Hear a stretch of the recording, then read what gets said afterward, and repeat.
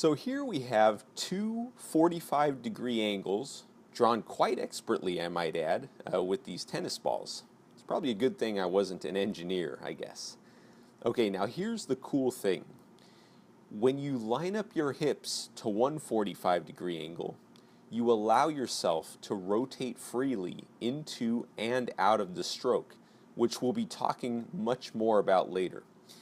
But the even cooler thing is that when you make contact here with your non-dominant arm on this 45-degree angle, first of all, you can change the direction of your shot with a slight feathering of your wrists, like this.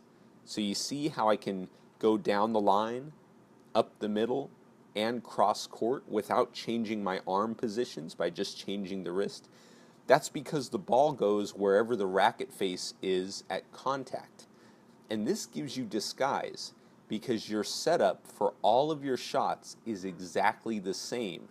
And when you make contact at the 45-degree angle, you can change your mind at the very last second simply by changing where your wrists are at contact.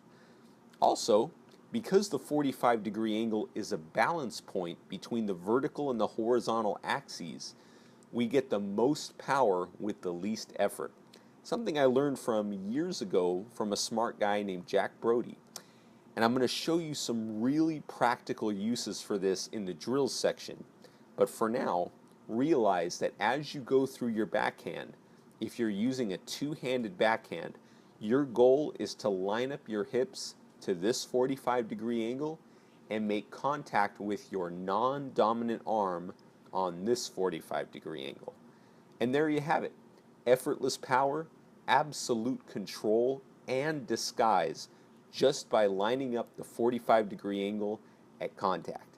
I don't know about you, but I get excited about this stuff. I'm kind of a geek when it comes to systems like this.